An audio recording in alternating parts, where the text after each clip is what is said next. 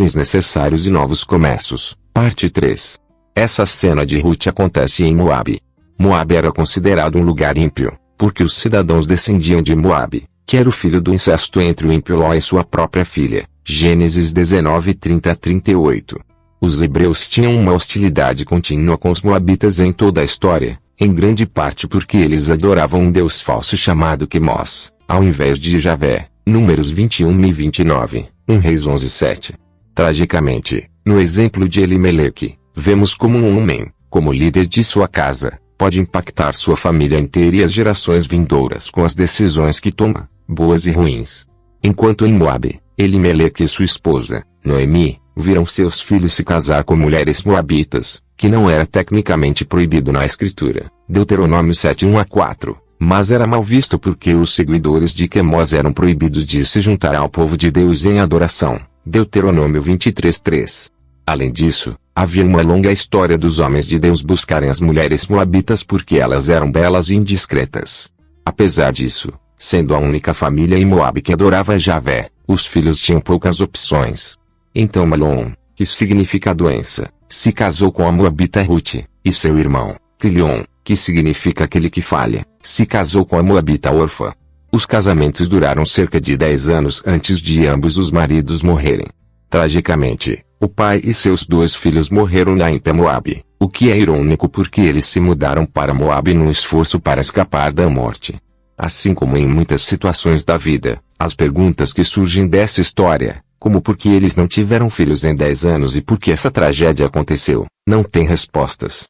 Talvez Deus estivesse retendo a bênção por causa do pecado dos homens. Apesar disso, a cena simplesmente muda para a viúva Noemi que ficou sozinha, com suas 2 noras, também viúvas, no meio do caos. Se você conseguir imaginar 3 viúvas, vestindo preto e chorando juntas ao encararem a realidade da pobreza e da miséria absoluta, então a cena de abertura de Ruth estará mais clara. Em seu livro Fins Necessários, o Dr. Henry Cloud explica que existem momentos na vida quando precisamos ter um fim claro com uma pessoa ou lugar para que possamos nos recuperar e seguir em frente para um novo momento da vida. Isso é o que acontece depois dos funerais em Moabe.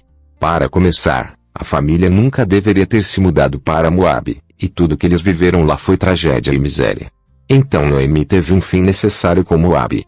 Ela determinou que da mesma forma que ela havia virado as costas para Deus quando se virou para Moabe, era hora de se arrepender, voltar para o Senhor e dar as costas para Moabe.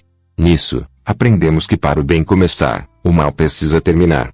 Reflexão. Pense sobre seus filhos, ou futuros filhos, começando as próprias famílias. A sua liderança no lar está direcionando sua família para florescer tanto na prática quanto no espírito. Quais mudanças você deveria fazer para colocar sua família no caminho certo? Elas saíram a fim de voltar para Judá, mas no caminho Noemi disse às noras: voltem para casa e fiquem com as suas mães. Que o Senhor seja bom para vocês, assim como vocês foram boas para mim e para os falecidos.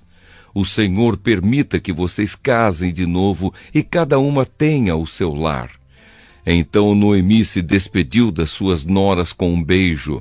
Porém, elas começaram a chorar alto e disseram: não, nós não voltaremos. Nós iremos com a senhora e ficaremos com o seu povo. Mas Noemi respondeu: voltem, minhas filhas, por que querem ir comigo?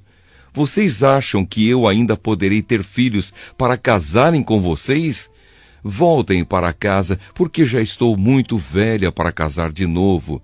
Pois ainda que eu tivesse esperança de casar outra vez, ou mesmo que casasse esta noite e chegasse a ter filhos, será que vocês iriam esperar até que eles crescessem para vocês casarem com eles? É claro que não, minhas filhas. O Senhor está contra mim, e isso me deixa muito triste, pois vocês também estão sofrendo. Aí elas começaram a chorar alto outra vez. Então Orfa se despediu da sua sogra com um beijo e voltou para o seu povo. Mas Ruth ficou.